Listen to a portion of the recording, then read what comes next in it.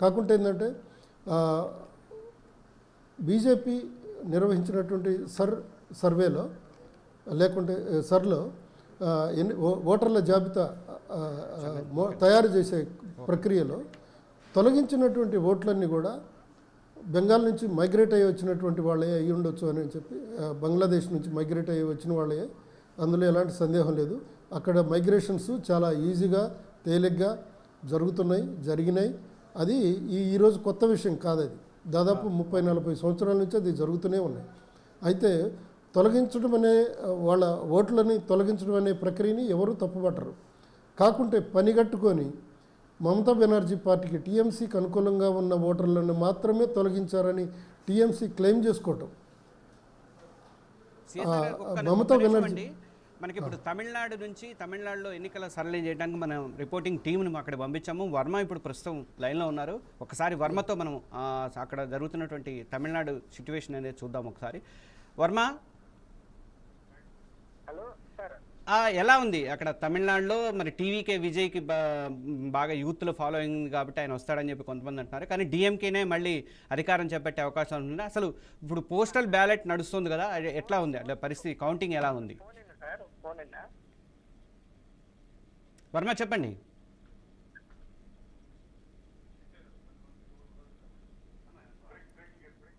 తమిళనాడులో అధికార ఒక్కసారి మనం వర్మ ఫోన్ని చూసే ముందు కొన్ని బ్రేకింగ్ న్యూస్ వచ్చినాయి. బ్రేకింగ్ న్యూస్ని మనం హ్యాండిల్ చేద్దాము. తమిళనాడు పోస్టల్ బ్యాలెట్లో డిఎంకే ముందంజలో ఉంది. అధికార పార్టీ ప్లస్ రాష్ట్ర ప్రభుత్వ ఉద్యోగులంతా కూడా డిఎంకేకు సపోర్ట్ ఉండే అవకాశాలు ఉన్నాయి కాబట్టి పోస్టల్ బ్యాలెట్లో డిఎంకేకి అవకాశాలే ఉంటాయి. తర్వాత కేరళంలోకి వచ్చేసరికి ఎల్డీఎఫ్ యూడీఎఫ్ మధ్య హోరాహోరీ పోర్ అయితే సాగుతుందని చెప్పేసి తెలుస్తోంది. అటు భవానీపూర్లో సీఎం మమత ముందంజలోకి వచ్చారు. ఇక పెరంబూర్లోకి వచ్చేసరికి విజయ్ ముందంజలో ఉన్నారు. విజయ్ గెలిచే అవకాశాలు అయితే ఉన్నాయి. అక్కడ తిరుచి ఈస్ట్లో మాత్రం విజయ్ వెనకంజలో ఉన్నారు. అక్కడ ఓడిపోయే ఛాన్సెస్ ఎక్కువగా ఉన్నాయి. ఇందాక సిఎస్ఆర్ గారు కూడా అదే చెప్పాడు. తమిళనాడులో హోరాహోరీ ఆధిక్యం అయితే నడుస్తుంది. అధికార పార్టీ ప్రస్తుతం ఇప్పటివరకు అందుతున్నటువంటి మన సమాచారం ప్రకారం అంటే 17 స్థానాలలో లీడింగ్లో ఉందట. అన్నాడీఎంకి వచ్చేసరికి 12 స్థానాల్లో లీడింగ్లో ఉంది. టీవీకే పార్టీ 4 స్థానాల్లో ముందంజలో ఉంది. మనం ముందు నుంచి చెప్తున్నట్టుగా మరి టీవీకే పార్టీ కనుక ఒకవేళ కింగ్ మేకర్ అయ్యే అవకాశాలు ఏమైనా ఉన్నాయా అని అనిపిస్తుంది. ఎందుకంటే 4 సీట్లలో ముందంజలో ఉందంటే వాళ్ళేమో అధికార డిఎంకే కన్నా ఏఐడిఎంకే అన్నాడీఎంకే కూటమికి మధ్య కేవలం 5 సీట్ల గ్యాప్ అయితే ఉంది. సరే, ఇప్పుడు స్టార్టింగ్ కాబట్టి ఇది మనం చెప్పలేము, ఇదంతా పోస్టులు బ్యాలెట్ వ్యవహారం కాబట్టి తర్వాత ఎలా ఉంటుందని చెప్పలేం. కానీ ఇదే పరిస్థితి చివరి వరకు కూడా కంటిన్యూ అయ్యే అవకాశాలు అయితే మనకైతే అనిపిస్తున్నాయి. కింగ్ మేకర్గా విజయ్ మారతాడనే ఒక అవకాశం మనకి ఛాన్స్ అయితే అనిపిస్తుంది. ఇక రాయపురం తర్వాత పెరంబూర్లో ఇక్కడ రెండింటిలో కూడా టీవీకి అయితే ముందంజలో ఉందట.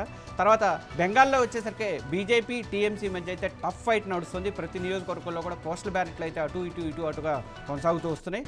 అస్సాంలో వచ్చేసరికి బీజేపీ క్లియర్ ఆధిక్యంలో ఉంది. హిమంత బిశ్వ శర్మ మళ్ళీ ముఖ్యమంత్రి అయ్యే అవకాశాలు అయితే ఎక్కువగా మనకైతే కనిపిస్తున్నాయి.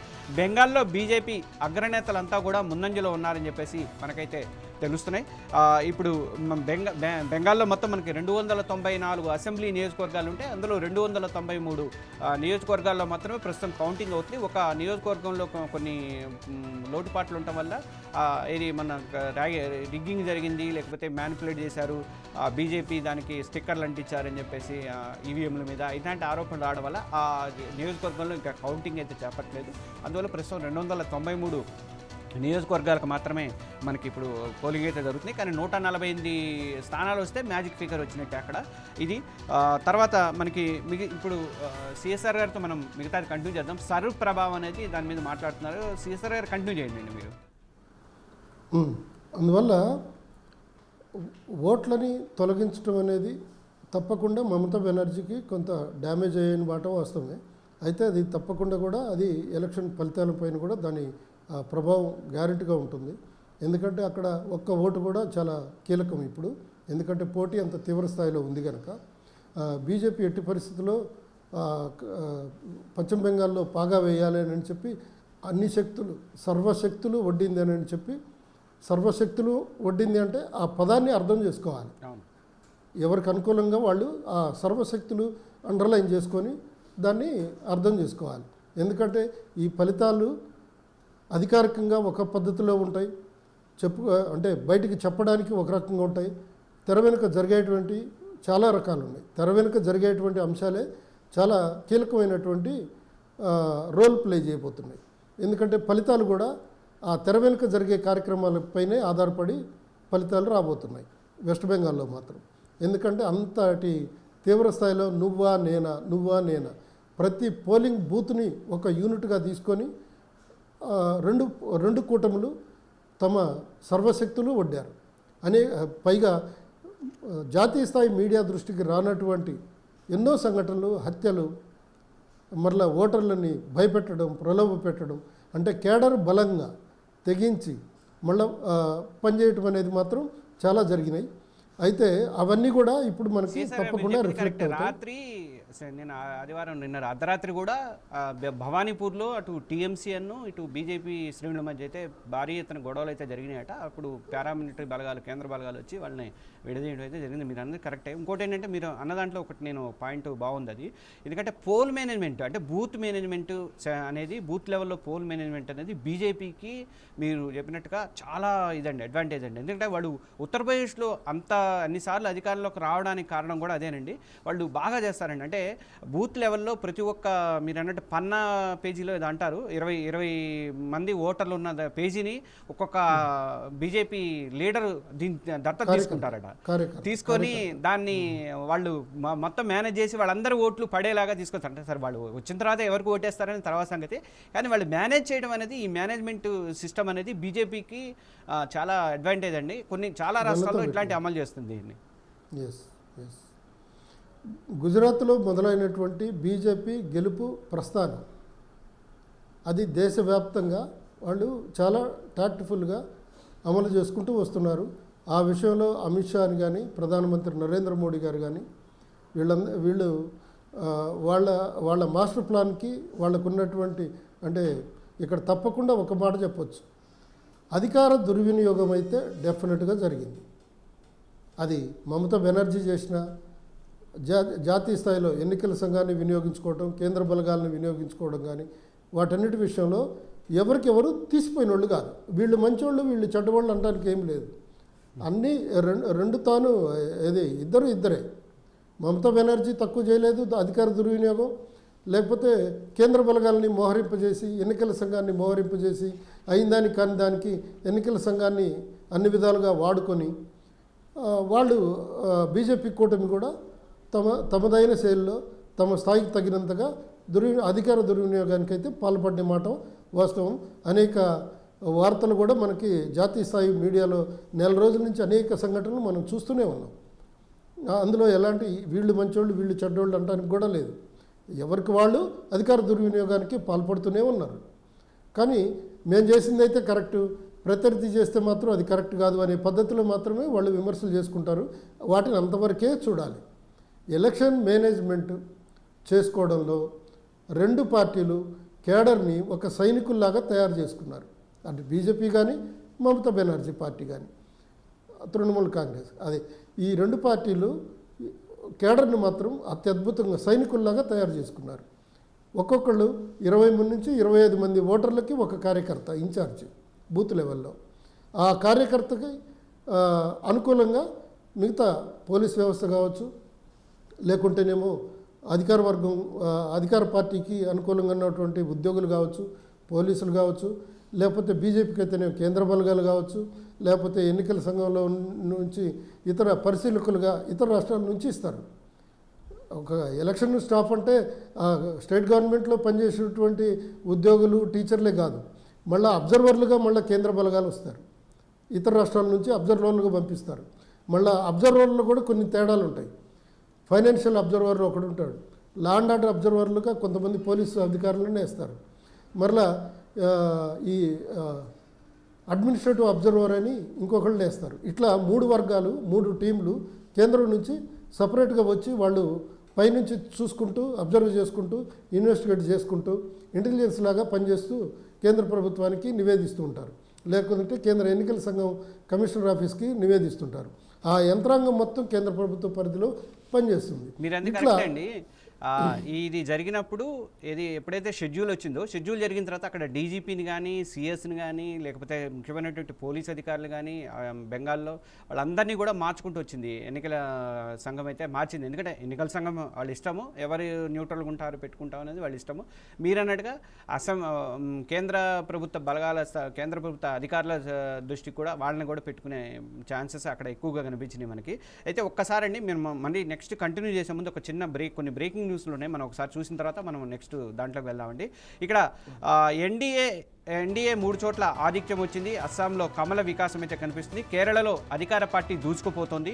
తర్వాత ఎల్డీఎఫ్కి అక్కడ 62 స్థానాలు వచ్చినట్టుగా అంటే ఆధిక్యమే కనిపిస్తున్నాయి, లీడింగ్లో ఉన్నాయి. తర్వాత యూడీఎఫ్కి వచ్చేసరికి 58 లీడింగ్లో కనిపిస్తుంది. అక్కడ టఫ్ ఫైట్ అయితే నడుస్తున్నట్టు మనకు తెలుస్తుంది. ఎన్డీఏ 3 చోట్ల ఆధిక్యం అయితే కేరళలో కనిపిస్తుంది. ఇక అస్సాంకి వచ్చేసరికి మనం ముందు నుంచి చెప్తున్నట్టుగా అస్సాంలో అయితే కమల వికాసం ఈసారి గ్యారంటీ, మళ్ళీ కమలమే పార్టీ వచ్చే అవకాశాలు అయితే ఎక్కువగా ఉన్నాయి. బీజేపీ 30 స్థానాల్లో లీడింగ్లో ఉన్నట్టుగా అయితే మనకు అక్కడ తెలుస్తుంది. తర్వాత కాంగ్రెస్ 16 స్థానాల్లో ముందంజ ఉందట. ఈసారి కాంగ్రెస్ కొంచెం ప్రభావం చూపించే ఛాన్సెస్ అయితే కనిపిస్తున్నాయి. పుదుచ్చేరికి వచ్చేసరికి ఎన్డీఏ కూటమికి ఆధిక్యం వస్తుందట. అక్కడ పుదుచ్చేరిలో మనం చూసుకుంటే అక్కడ ఎన్డీఏ కూటమి వస్తుంది. తర్వాత ఇక కాంగ్రెస్ 6 స్థానాల్లో అక్కడ లీడ్లో కనిపిస్తుంది. ఇంకొక బ్రేకింగ్ చూసుకుంటే మైలాపూర్లో తమిళసై వెనకంజలో ఉన్నారు. తమిళసై ఈసారి అసెంబ్లీ స్థాయికి పోటీ చేశారు. మనకు తెలుసు తమిళసై మన దగ్గర గవర్నర్గా కూడా పనిచేశారు తెలంగాణలో. ఇక ఎడప్పాడిలో పళనిస్వామి ముందంజలో ఉన్నారు. తర్వాత చపాక్లో ఉదయనిధి స్టాలిన్ ముందంజలో ఉన్నారు. ఇటు ఎడప్పిడిలో పళనిస్వామి ముందంజలో ఉన్నారు, అది కూడా మనం చెప్పాము. పుదుచ్చేరికి వచ్చేసరికి పోస్టల్ బ్యాలెట్లో బీజేపీ ఆధిపత్యం అయితే కనిపిస్తోంది, ఆధిక్యం కనిపిస్తోంది పుదుచ్చేరిలో. తమిళనాడులో పోస్టల్ బ్యాలెట్లో డిఎంకేఎం ముందంజలో కనిపిస్తుంది. ఇక పోస్టల్ బ్యాలెట్ కౌంటింగ్లో అధికార డిఎంకే తమిళనాడులో హవా అయితే చూపిస్తుంది. ఎందుకంటే అక్కడ రాష్ట్ర ప్రభుత్వానికి సంబంధించిన వాళ్ళంతా కూడా ప్రభుత్వ ఉద్యోగులంతా కూడా డిఎంకేకే సపోర్ట్ చేసే అవకాశాలు ఉంటాయి కాబట్టి ఇప్పుడంతా పోస్టల్ బ్యాలెటే స్టార్టింగ్ వస్తుంది కాబట్టి ఇక డిఎంకే 22 స్థానాల్లో లీడింగ్లో కనిపిస్తుంటే అన్నా డిఎంకే వచ్చేసరికి 5 స్థానాల్లో ఉంది. టీవీకే 4 స్థానాల్లో ముందంజలో ఉంది. టీవీకే అయితే మంచి పోటీ అయితే ఇవ్వబోతుందని చెప్పేసి అనుకోవచ్చు. ఇక మనము బెంగాల్ గురించి మనం మాట్లాడుతున్నాము. లాస్ట్ ఒక క్వశ్చన్ అండి బెంగాల్కి సంబంధించినటువంటి. బెంగాల్లో సిఎస్ఆర్ బెంగాల్లో మమతా బెనర్జీ ఇచ్చినటువంటి సంక్షేమ పథకాలు అనేది ఆమెకి మహిళల ఓట్లు కానీ తర్వాత అక్కడ సాంప్రదాయ ఓట్లు కానీ ఆమెకి ఓటు బ్యాంకు తెచ్చే అవకాశాలు ఎక్కువగా ఉన్నాయని అనుకోవచ్చా మనము? డెఫినెట్గా. ఎందుకంటే మమతా బెనర్జీ ఎంత లేదన్నా మహిళా పక్షపాతి. అది ఆ విషయం చెప్పడంలో ఆమె ప్రత్యర్థులు కూడా అంగీకరిస్తారు ఆ విషయాన్ని. ఎందుకంటే ఆమె మహిళగా ఎన్ని ఒంటరి పోరాటాలు చేసిందో, మహిళలకు ఎంత ప్రాధాన్యతనిస్తుందో, లేకుంటే మహిళల కోసం ఆమె ఎన్ని ఉద్యమాలు చేసిందో కూడా బెంగాల్ ప్రజలకి చాలా స్పష్టంగా తెలిసినటువంటి అంశం. అంతేకాకుండా వెస్ట్ బెంగాల్లోనే కాకుండా ఇతర రాష్ట్రాలకి స్ప్రెడ్ అయినటువంటి బెంగాలీలు కూడా కేవలం మమతా బెనర్జీ పార్టీకి ఓటు వేయడానికి మళ్ళా వాళ్ళ స్వస్థానాలకి వెళ్ళారని చెప్పి మనకున్నటువంటి సమాచారం.